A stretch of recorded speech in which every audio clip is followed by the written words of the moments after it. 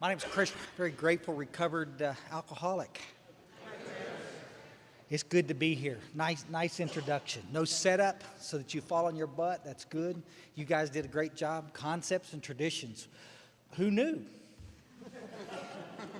Guarded secret in our own fellowship. You know, it's amazing. Everybody seems to think they can do it any way they want, and that's just not the case. I'm so glad to be here.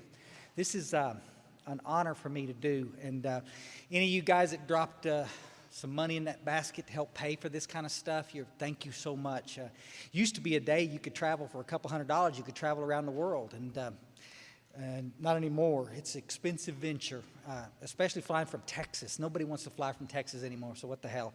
It's just expensive, so thanks for doing it.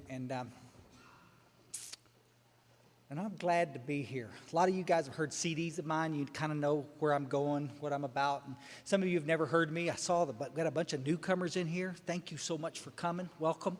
I hope you stick. We sure appreciate you being here. I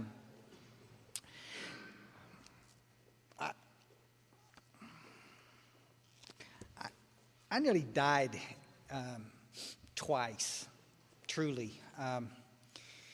I nearly died in Alcoholics Anonymous.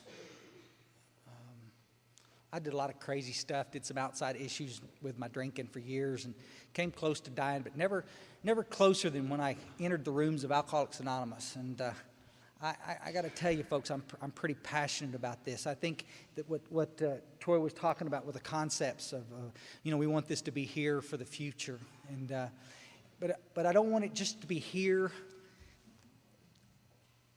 Like a meeting, because I know some of you believe that getting sober is about meetings, and meetings is what gets me sober and keeps me sober. And if you believe that, you're going to hate this talk. And I'm going to feel real self-conscious, and I'm going to be real uncomfortable, and I don't want to do that.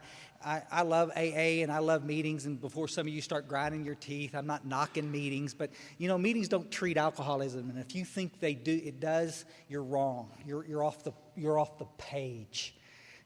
I got sober in 1987, finally. I've been sober about 21 years, and I work in a facility. I work at a treatment center where I get to watch hundreds of people die of this disease, and I've watched... I just can't tell you how many of us pass away, and I'm pretty passionate about this, folks. I get misconstrued. Sometimes people, I'm off the hook, but because I believe that the message that was given us was clear and concise, and we've managed to take a perfectly useful fellowship and a program and turn it into a kind of a cluster, in certain areas of the country. It's difficult, at best case scenario, getting sober, and if you want to do it your way. Like I said, somebody said it earlier, why in the hell did you come here? We know how to get well. We have a 100% success rate in Alcoholics Anonymous. For the people that do the work, 100% success rate. And that's coming from Mr. Chronic Relapser here. You follow? I'll take full responsibility all those years in and out of the fellowship, not being able to get sober. I don't have a problem in the world admitting that. But guys, we got a lot of newcomers out there that just flat don't know the questions to ask, and they get confused when they come in the door. Let me read something to you real quick.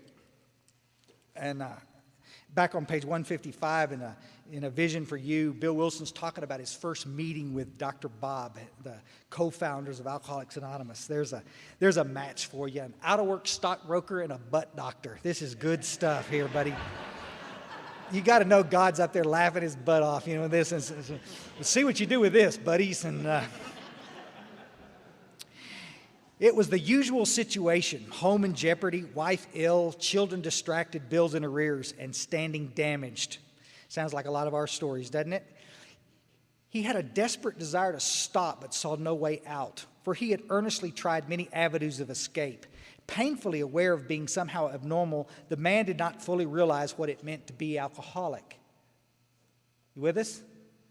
This is the grinder that I'm up against, and I don't, you're free to agree or disagree with anything I say, folks. I travel about 40 weekends out of the year, and I don't do it because I'm particularly handsome or witty from the podium. I got a pretty straightforward message that can ring true with some of you in this room, and some of you it's not going to ring true for. Some of you guys, you're going to leave this room tonight, and you're going to go over to Denny's and take my inventory the rest of the evening. You're more than welcome to do that. No. People, it matters to me that you do that. I'm sorry that some of you feel necessary to do that, but it's amazing how sensitive some of us can become. You know, if my sponsor told me that 90 meetings in 90 days will keep me sober, your sponsor lied to you. It might have kept him sober. But see, this is the question. This is where we're going to. And so, I mean, I'm a big book thumper. I'm a real alcoholic, and I don't believe in middle-of-the-road solution. And if you're staying sober in middle-of-the-road solution, like I said, have a nice meal at Denny's. Take everybody's inventory you want to. But when your butt falls off for about the umpteen millionth time and you're fixing to go to jail, you might want to walk into a group like this and nuzzle up next to some old big book thumper with an old busted-up big book and say, could you help me? And I guarantee you, we'll show you how to get well. Alcoholism and drug addiction, folks, is hereditary. This is genetic in nature. Alcoholism, the jury's in. 10 years ago, you could have questioned it. Now, it's just there's too many studies that show this is genetic in nature. It is passed. We talked about it earlier, from generation to generation. Just for jokes, for grins, how many of you guys can see active alcoholism in your families? Raise your hand. Whew. Boy, I wish we had a visual of that. You follow? And yet somebody's sitting in here right now wanting to blame their mama for why they're alcoholic. And you can blame half of your mama is probably why. The other half was daddy. Y'all get okay. A little pokey happened, and that's what happened. I mean, I got my dad's, I got my dad's unusually high cholesterol. I'll eventually stroke out. It's a high cholesterol deal, guys, and I eat and I exercise and I pay attention, but I mean, there's nothing I can do about it. Genetically, I caught that bullet. You with it? I got his lower back. I'm going to be kind of banged up when I get older because he was, and I can see that he passed that on, and I got a dose of his alcoholism. Thanks, Dad. I got his stunning good looks, too, so let's move on. I don't know. He was a good man, guys. But I work in an industry, guys. I love the hospital I work for, but I work in an industry that's just watered the bejesus out of our message. They have taken this message and they turned it into some kind of a, I don't know what in certain areas. I don't know. This idea of this believing. They all say the same thing. I love it. I wish we had an hour we could just talk about this. They talk about alcoholism as a disease. And you come into primary and we're going to talk about alcoholism. Pete, did you know that alcoholism is a disease? You're not a bad person. You're a sick person. And you're trying to get well here, right? And they start to get you a little excited about it. Oh, I see. I didn't set this thing up. I mean, I'm genetically predisposed. Oh, that's great. Then you go to your first process group and they say, so tell me why you drink. Oh, shit. Let's see. I thought, because I have a disease? Wrong. No. Tell me about the people you hang around and the music you listen to. Let me ask you a question, guys. How many of you guys drank when everything was going great in your life? Raise your hand.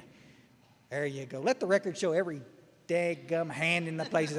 How many of you drank and drunk when life was crap? Hot outside. Cold outside, daylight, nighttime. Here's the trick question. How many when you were with the opposite sex? So there you go. No relationships for the first year. Oh my gosh, we sound so stupid when we do this. Don't want to get triggered. If you're sitting in here believing your drinking's connected to a thing called a trigger, you are delusional. You are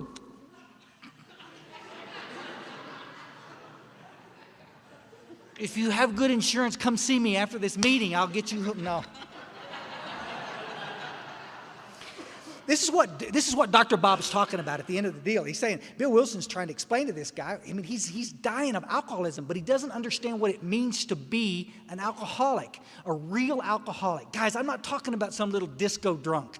You know, have a little drink and puke straight up and say, oh my gosh, I got so sick last night, I'm going to go to Alcoholics Anonymous. How cool is that? I mean, AA is full of people that don't understand what it is to be an alcoholic. That's heresy to say from the podium, but it's the truth.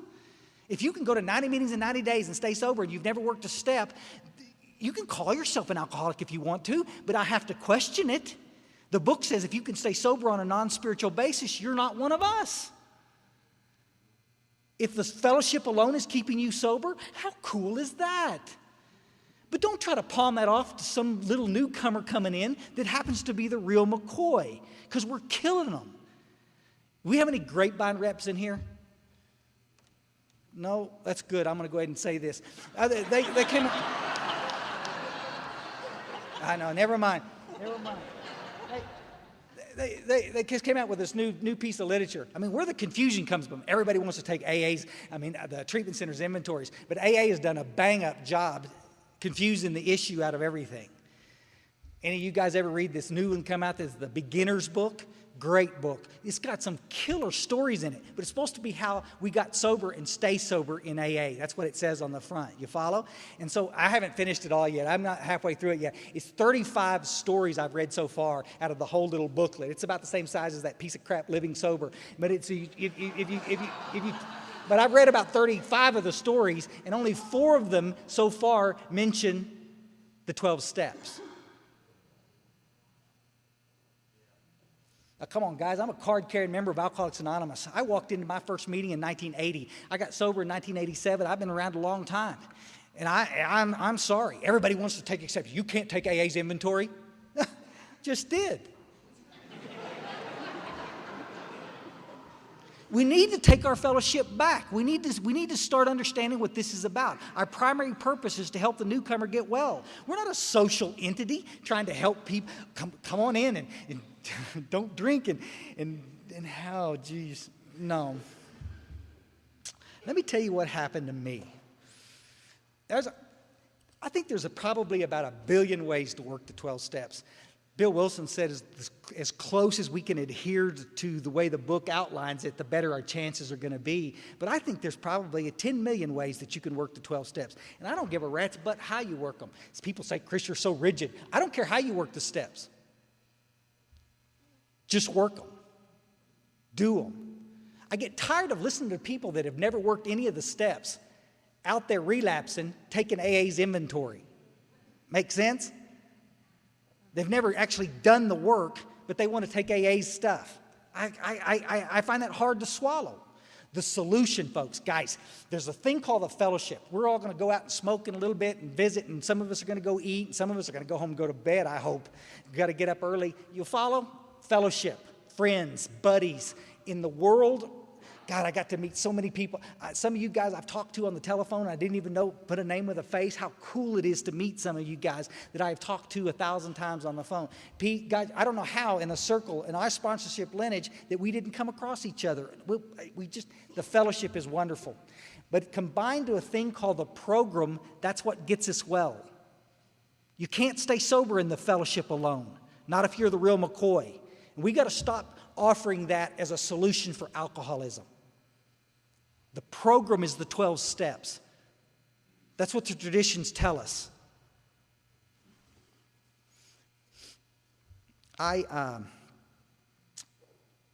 My twin brother and I caught the bullet. I got an identical twin in Dallas. A lot of you guys know him. And my little sister didn't, and my half-sister didn't. They freak us out. I saw them at Christmas time. They're still drinking the same stupid mimosa they poured at Christmas. You know, I don't know. I've never understood that. You know, they just get it and they'll take it and they'll play with it and play with it. They want to, let's go have a cocktail.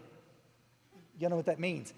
Let's go have a cocktail. That means one drink. I don't understand this. They've never had this thing called the phenomenon of craving. I've set out with my little sister 100 times to have a cocktail, and I end up, with me. You want another one? No. Just one for me. I got to get back to work. I'm going with you. I have to go back too. You want another one or not? She doesn't understand it. No, thank you. Don't you understand? I'm starting to feel it. Me too. You want another drink or not? I don't know.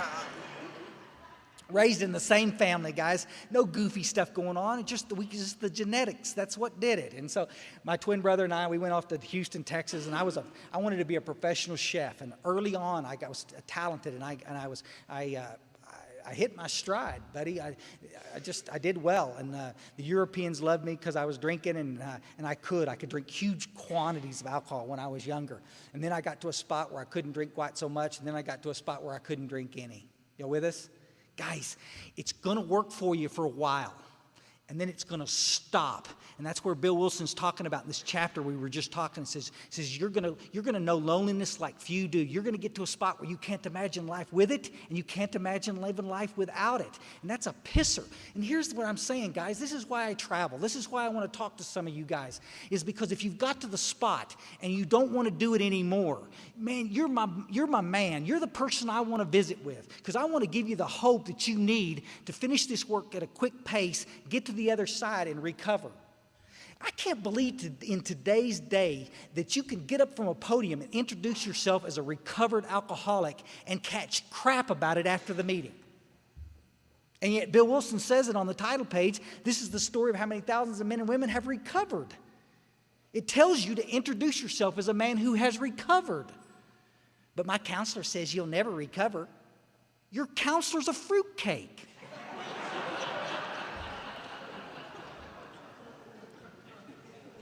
And if he wants to remain sick the rest of his life, more power to him. I don't choose to do that. It's one of the reasons we have such a tough time keeping the young adults, the young aged people in our meetings. We don't ever have a problem getting folks to come to AA, folks. They get out there with the stuff they're doing today and the drinking and the drugging, and oh my gosh, they catch on fire out there, and they a slow burn, and they come in here with both, on fire. You follow? And then we push them away by explaining that every day is a day that they could relapse, and every day you can get just crap you make up out of the clear blue sky.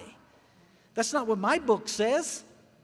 10 Set Promises says you're either going to recover or you're not.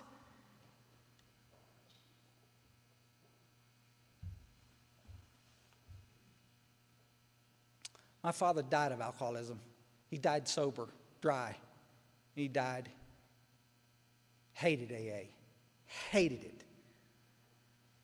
Would go every time his butt caught on fire, and he'd stay for a while and do okay for a little bit, and then he would just go crazy, just go nuts, and pick a fight with somebody and have an excuse to drink and be off to the races again. Loved him. Y'all understand that?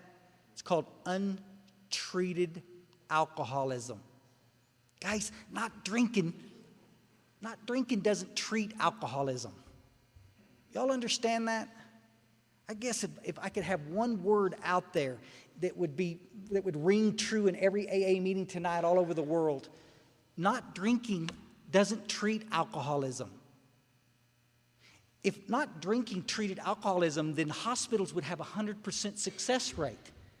We can detox you, get you past the physical, but we can't get you past the mental. That's what Bill Wilson and Dr. Bob in those first 100 they were saying. That's why we guarantee you that a spiritual experience is on the way for you. That spiritual experience that you may not even want to have is the thing that's going to save your butt.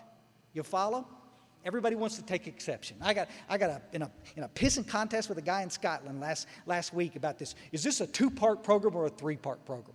Well, Bill Wilson and Dr. Bob paints a pretty clear picture. It's a 2-part, the physical allergy coupled with the mental obsession. But underneath it all is this what the book calls a spiritual malady, this internal discomfort. Why is it that when I stop drinking, the further away I get from that drink, the worse I become?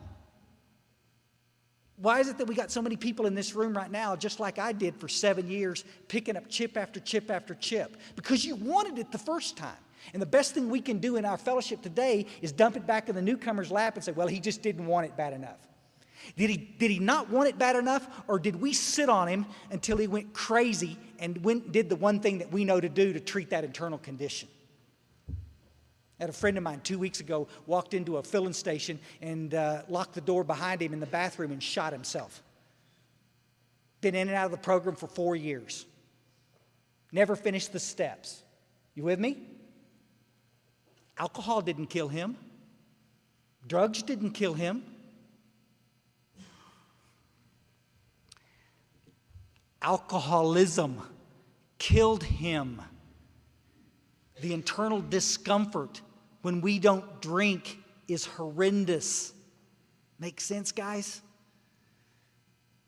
You watch people come into the fellowship and they catch fire to this, and somebody's over there with a bucket of water ready to pour water on them, making fun of it.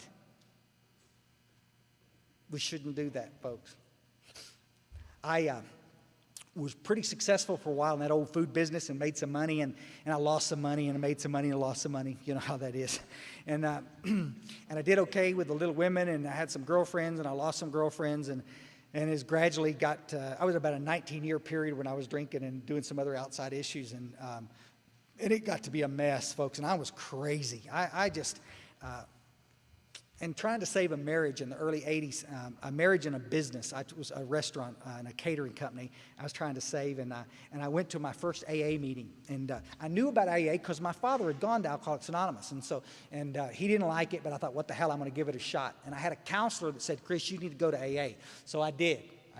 I'd been in and out of therapy for 10 years. I'd been taking medication for years. People thought I had a little anxiety disorder, and truth is, I just like to drool, and so they gave me.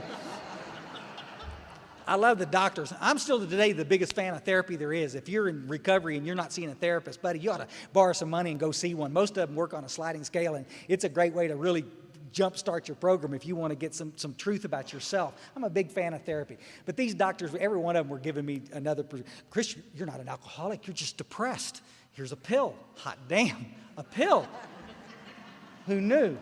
Who knew? Yeah, at clinical, this is, and they painted a picture and they showed me, and I'm taking this pill. Oh, Chris, you're not depressed. You have an anxiety disorder. Here's another pill. Chris, it's adult attention deficit disorder. Listen, this is the latest thing. Here, let me show you this article in blah, blah, blah. And so you with me? And so now I'm taking another pill, and which worked better if you chop it up and snort it.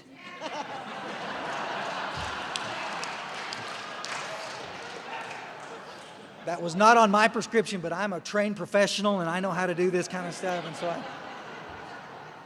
anyway, I'm taking 7 pills a day, folks, trying to keep myself medicated, and I am crazy.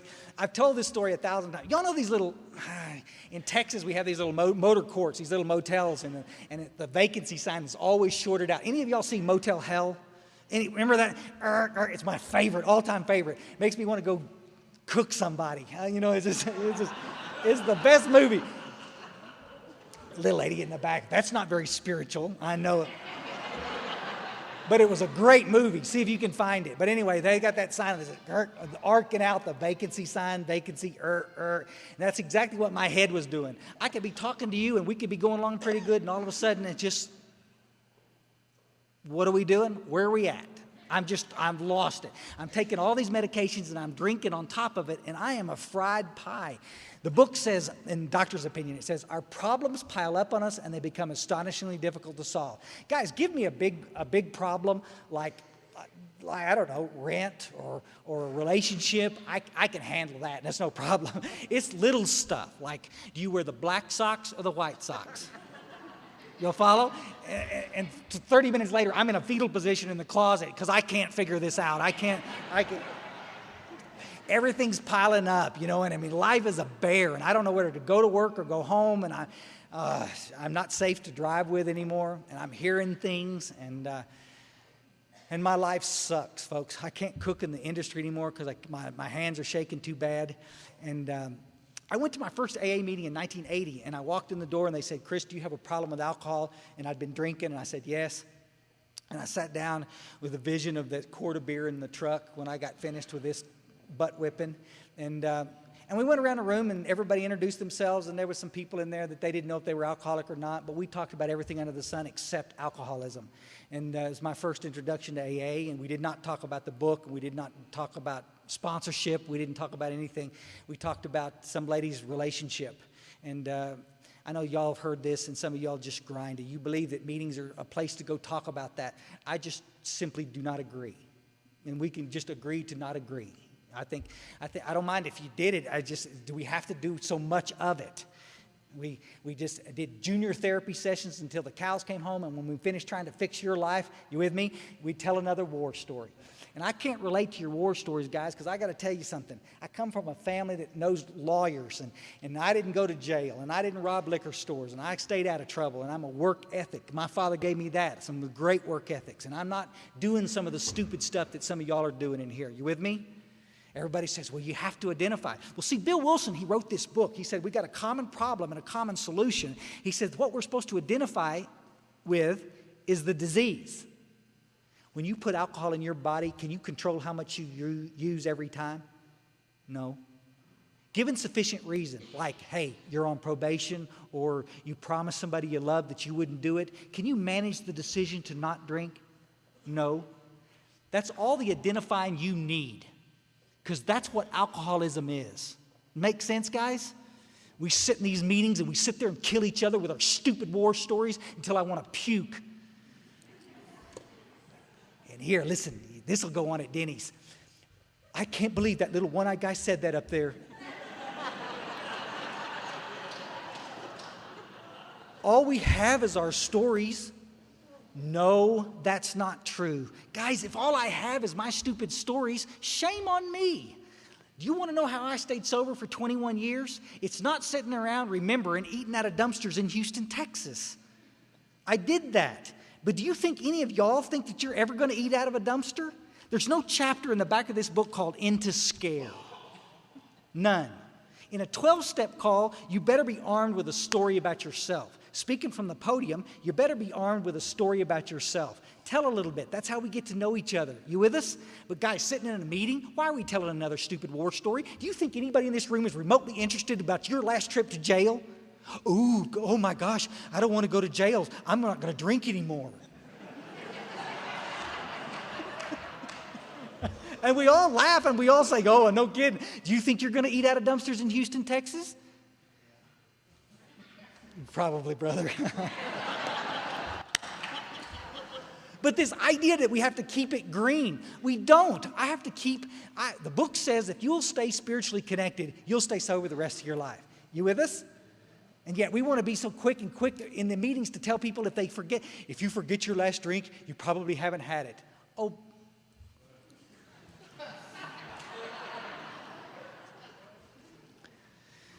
I love war stories. Don't anybody take me out of context. I absolutely, in a 12-step call, when I sit down with a newcomer, you got to have a story, folks. If you try to approach this guy without a story, you're going to have a fight on your hand. You with us? About the time you start talking about the big book, you're going to find it shucks up your butt, and he don't want to talk about this unless he. See, that's what Bill Wilson did with Dr. Bob in that chapter. He sat down and they talked about a few stories, and then Bill Wilson did what? He didn't say, hey, let's get together tomorrow night and tell some more stupid stories. He didn't do that. Dr. Bob slowed down after the storytelling and he said, buddy, you're not drinking now. How'd you do it? You with us? And Bill Wilson told him about his spiritual experience as a result of working the steps in Towns Hospital. And that's what we're supposed to do. 7 years I'm in Alcoholics Anonymous and can't stay sober. 1987, I'm working for my twin brother up in North Texas, and November night, I drove home about 3 o'clock and stopped and got a 12-pack of beer and a stack of return checks in my mailbox. Oh my gosh, 35 years old, and here I go again. I've bankrupted another checking account. I'm going to have to go to my sister-in-law tomorrow, and she's going to work it out for me again. You with me? Guys, I'm just sick and tired of being a loser. I'm sick and tired of letting people down. I'm sick and tired of picking up chips in your stupid meetings and not being able to follow it through with any kind of sobriety. Y'all understand that? Family members don't. Family members think that what we're doing is blowing smoke. I've heard counselors say it. You know, an alcoholic, if his mouth's moving, he's lying. I'm going to tell you something. That's not true. Sometimes it is. Sometimes it's not. I've told plenty of people that I was going to stay sober. Guys, I intended to get sober in 1980 when I walked in that first meeting of Alcoholics Anonymous. That was a good woman, and I was trying to save that marriage, and I meant it.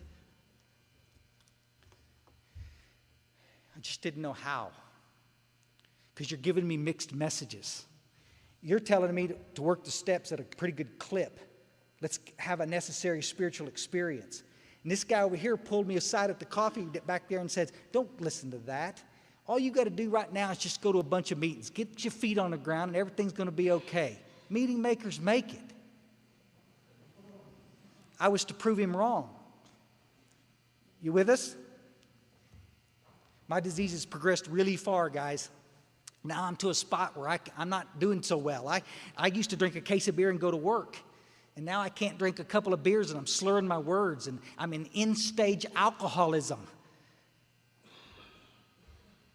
I need a spiritual experience so that the obsession won't get me and tell me to go drink. But I'm getting mixed messages.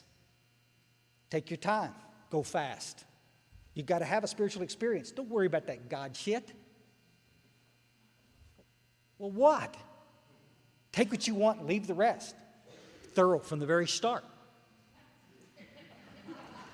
Isn't it the truth? Fearless and thorough from the very start. No. Easy does it.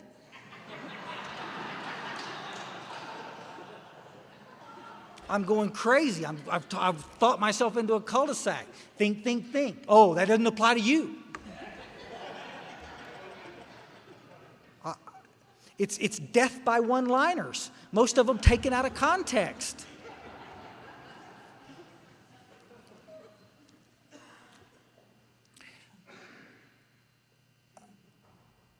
I sat on the floor of that little apartment and got up and went to the medicine cabinet, pulled down a couple of bottles of pills, and then I went and fed the ferrets, and I went back and ate the pills. I'm just done, and nothing romantic. Y'all have heard me talk about this 1,000. I just suicide is the absolute coward's way out. Nothing in me wanted to die. I just didn't want to feel the way I was feeling anymore. I didn't want to continue to let people down the way I was letting them down, including myself. And I just was done. About the time those pills hit my stomach, I heard a voice that said, "Don't do this, go back to AA." It was not a thought. Chris, this is kind of a stupid idea. You probably a little right. It was a voice that said, "Don't do this, go back to AA." And I'm arguing with a voice. Y'all understand that? If he'd have said, "Get naked, move to Africa, be a missionary, pierce your ear," I'd have done it. Whatever you want me to do. But this voice said, "Go back to AA," and I want to argue with it because I've been to AA. Guys, I've done it all. I've been to the church. I did counseling. I'm on 7 medications a day trying to stay level.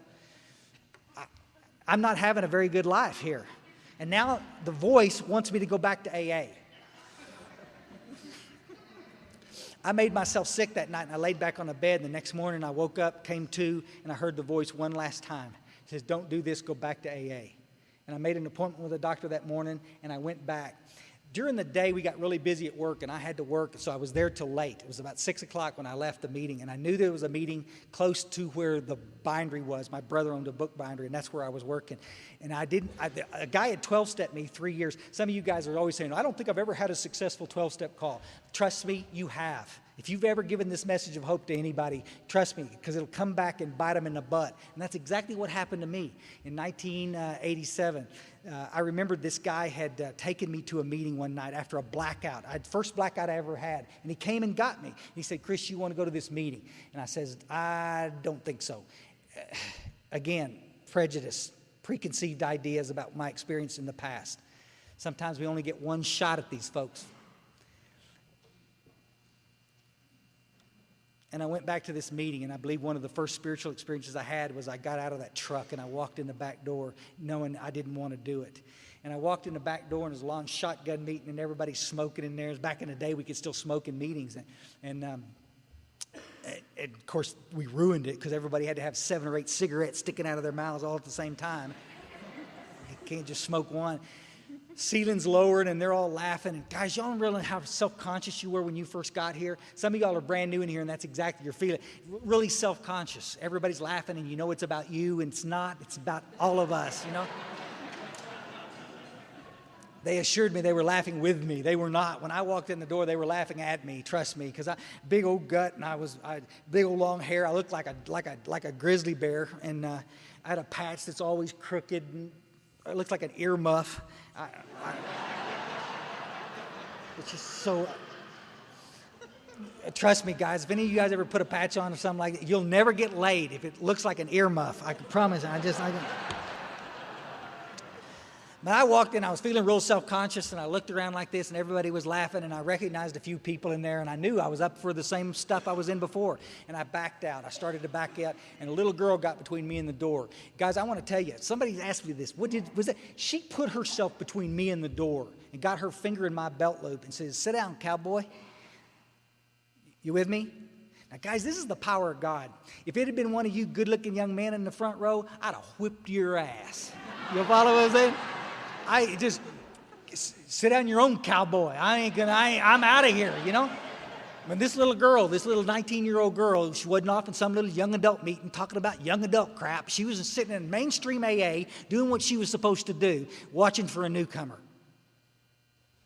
Turned out her sponsor couldn't get to me fast enough, and she gave her the high sign, and the little girl said, "Okay," and went and got me. Stuck me. You do what you're asked to do in AA. And she sat me down in a chair, and they got me a cup of coffee and a roll of paper towels to clean up the constant spillage. And they went around the room that night, and they shared some hope. The chairperson took charge of the meeting. Imagine that. The chairperson actually took charge of the meeting. Well, this is the way we do it. Who's got the problem? A little guy sitting in there dying of alcoholism. Well, we're not going to talk about him. Let's talk. You were having a relationship problem. Yeah, let's talk about relationships in Alcoholics Anonymous. I think I want to puke. God. And this guy knew that Chris Raymer was dying in that meeting, and he said, let's share some hope with this cat. Guys, that's what they did, real quick. They went around the room, and they shared miracles with me. They shared how their life had changed as a result of working the 12 steps. Nobody got in just hope is all they shared with me. I'm less than 24 hours away from a suicide attempt. I don't want to be there, and they shared the one thing that I needed the worst. Boy, I'm telling you, and I was listening. I hear people all the time. I don't remember anything about my first meeting. I remember everything about that meeting. Everything about that meeting. And they were excited, and they were laughing, and they were glad I was there. And at the end of the meeting, and the old guy came up, and he had these old glasses, and he looked over, and he said, "Buddy, listen, let me just ask you one question, because the book asked me to ask you this. Are you done?" Well, one day at a time. He said, "That's not what I asked you. We have a daily reprieve based on the maintenance of our spiritual condition. We do not stay sober one day at a time. If you would like that parlor trick to work for you, give it a shot. But you've been in AA for 7 years trying that, haven't you? I'm not knocking it. If it's working for you, go for it, but that's not what the big book says. The big book says, ask the newcomer if he's done." I don't know how to stay sober, guys. Y'all are going to show me how to do this one day at a time. But it starts with a commitment. And so one of the worst things that we do in AA today is that we don't qualify the drunk anymore. Welcome, welcome, welcome. Keep coming back. Yeah, you know what? They're going to come back until their head flies off. And there's a great guy out there that wrote an article. He talked specifically. He's the guy that wrote Slaying the Dragon. And he wrote this article about these little windows of opportunity. And I think everybody in this room knows what that's about. You come to AA for the first time. You go to some of the other fellowships for the first time. And you put the plug in the jug and you dry out. And all of a sudden everything starts to get clear. And you start feeling good. And everything's going to be golden. You with us? And then some asshole in the corner wants to make fun of you because you're on a pink cloud. Let me tell you something, folks. There's no such thing as a pink cloud. We got to stop ridiculing people that get happy in this program, because that's what this is about.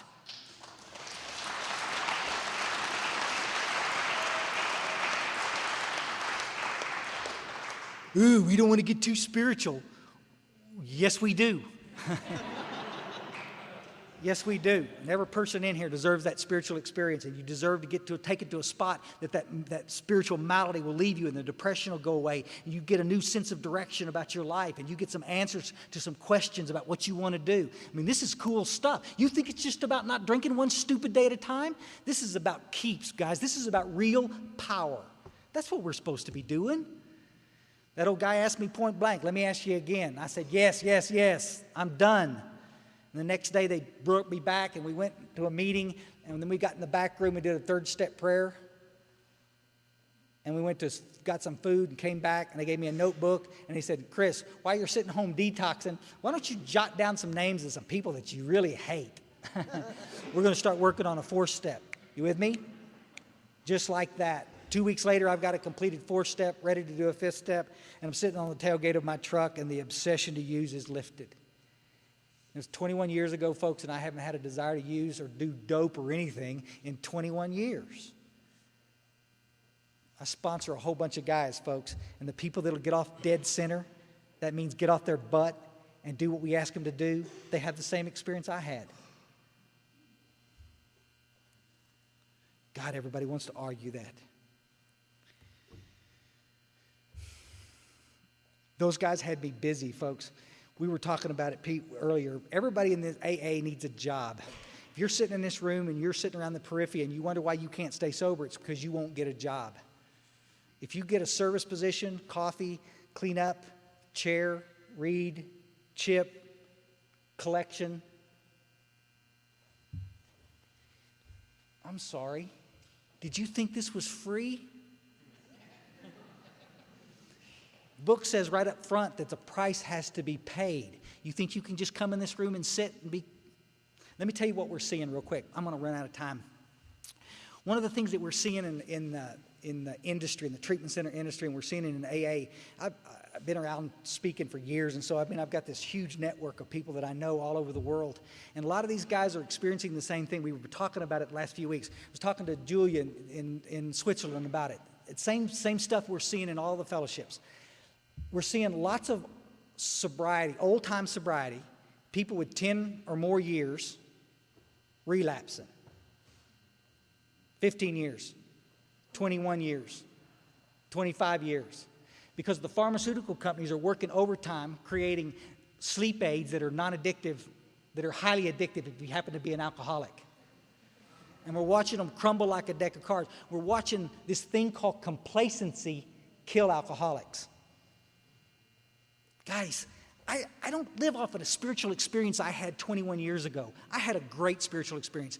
2 weeks after I finished this work, I'm sitting on the tailgate of my pickup truck, and I'm ready to, I haven't even finished even close to half of my amends, but I'm praying and meditating on a daily basis. I'm practicing the disciplines of 10, 11, and 12. They've got me down at the club answering the phones and emptying the trash. You with me? 12-step stuff. I'm being of service wherever I can. Because on 129 it says in those first days of convalescence, we're supposed to help out as much as possible with the newcomer because that's what keeps us sober. It's helping you that allows me to stay sober. Make sense? I'm sitting there on the tailgate of that car, and I'm going to tell you, folks, the hair stood up on the back of my neck, and it dawned on me that I hadn't obsessed about alcohol in I don't know how long, and that I had taken to a place of neutrality around the booze.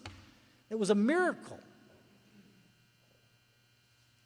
Because those old guys didn't sit on their ass in that meeting and say, you haven't been sober long enough to chair a meeting. You haven't been sober long enough to answer the phones. You haven't been sober long enough. You haven't been sober long enough. You haven't been sober long enough. Let me tell you something, folks. We don't have enough people in the trench working. We got the same people in the trench, been there since you got here, and that's why you're still here. Thank you. But guys, even after a while, you get tired of doing all the work. We got all these newcomers coming in, and none of them can stay sober. Why? Because they won't get in the trench and help us out. Again, there's no free ride here. God, see, God's going to use you. Bill Wilson says, in your own way, you're going to carry this message. You're not going to carry it like Chris Raymer. I've said it from a million podiums. We got enough Chris Raymers. One of these is enough. Thank you very much. We got enough Pete. Thank you very much. Plenty. Maybe more than we bargained for. Come on. How many people? But you need to understand, see, that everybody here, you're going to be able to approach somebody that I couldn't begin to approach. Some people will hear the message from me because I'm in your face. And some people, they need a very gentle way to put this message out there. But it needs to be put out. Make sense? And everybody thinks they're different. Oh, I couldn't possibly do that. I can't possibly do that. And if you're not careful, you'll look around AA and you'll find somebody that'll let you off the hook. You haven't been sober long enough. We got to stop that crap. Bill Wilson and Dr. Bob what would have happened? He's in his 9th days in Towns Hospital. Well, I can't wait till I get a year and I'm going to go do a 12-step call.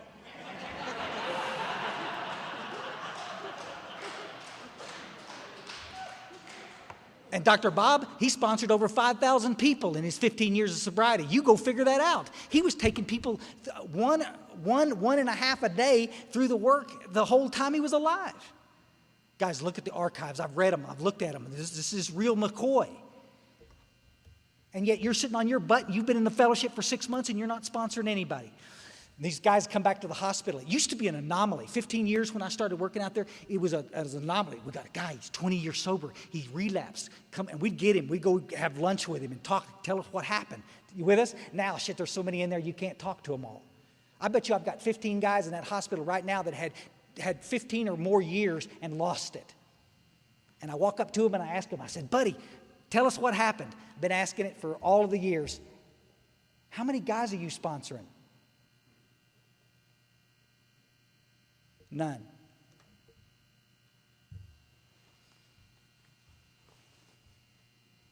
What the hell did you think was going to happen? Time off for good behavior?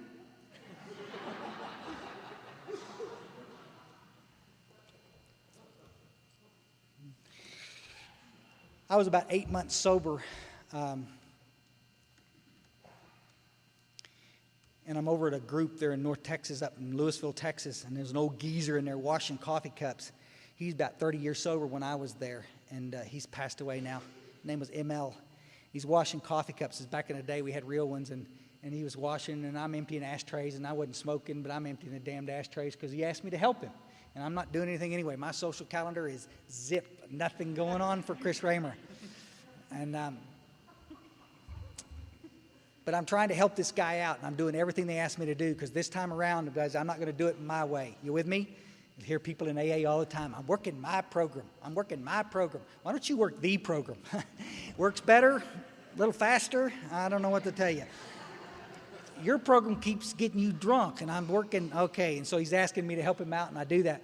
And I've got it all, everybody else is outside smoking. And we're just, he and I in this room. And we've turned off all the outside lights, and we're sitting there in this little kitchen, and there's only illumination. And I'm sitting there talking to this guy, and he gets quiet for a minute. And I said, buddy, are you okay? And he turns around, and he's got these glasses, and he takes his glasses off, and he's wiping the glasses, and he's got tears in his eyes.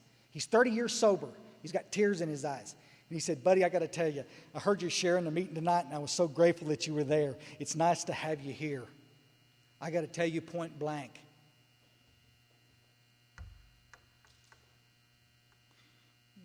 We need you.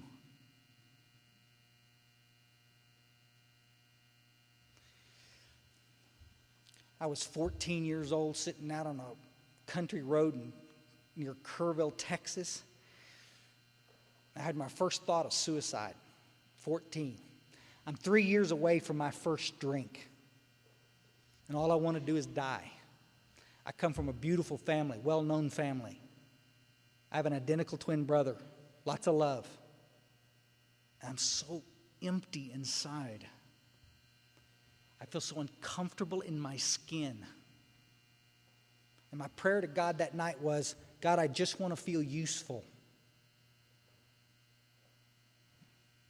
Now here I am downstream. And this old geezer looks around from a kitchen sink and says, we need you.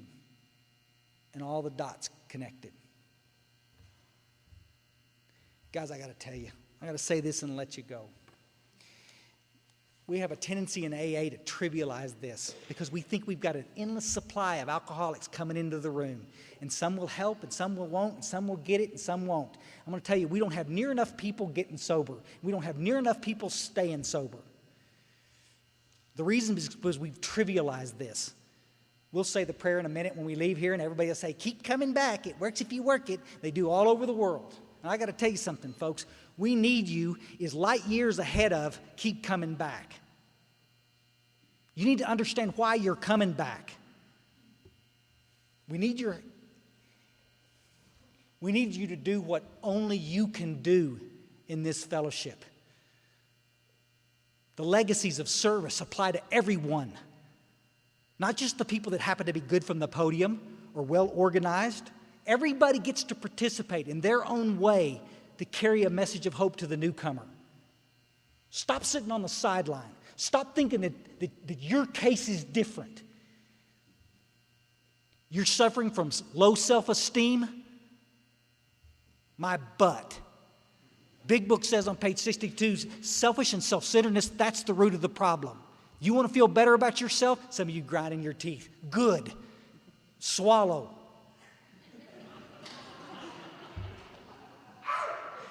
Because we've all got to get on the same page here. You want to feel better about yourself? Here's your choice.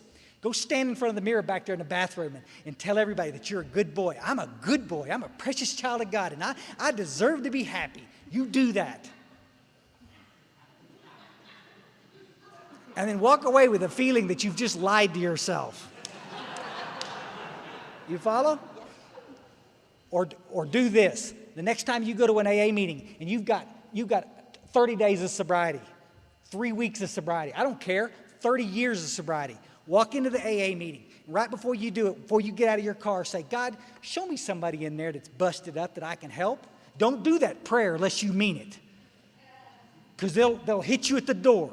And you'll walk in and you'll sit at the meeting and the meeting will start. And all of a sudden you'll be looking around, checking the babes out. You know, yeah, babe, how you doing? And everything will be going good. And everything will be going on. And all of a sudden your eye will just stop. On the one.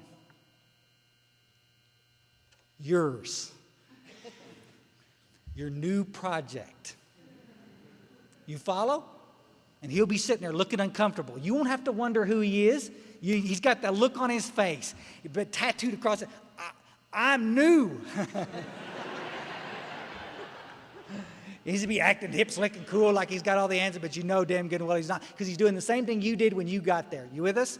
Walk up to him, buddy. Introduce yourself. First and last name. Thank you very much. Anonymity at the group level is absurd. First and last name, thank you very much. Buddy, you got a big book? What's a big book? Let me show you. Let me show you what this is about. Show him where the coffee is. You think he knows? He doesn't know. Is it free? Does he got to pay for it? Where are the bathrooms? Can you smoke here? Tell him, take him under your wing. Is that literature free? You got to pay for that literature. You with us? We assume that the newcomer knows. They don't know. Sidle up next to him. Make them your project. And the guy says, man, buzz off. Buzz off. Go find you somebody else to work with.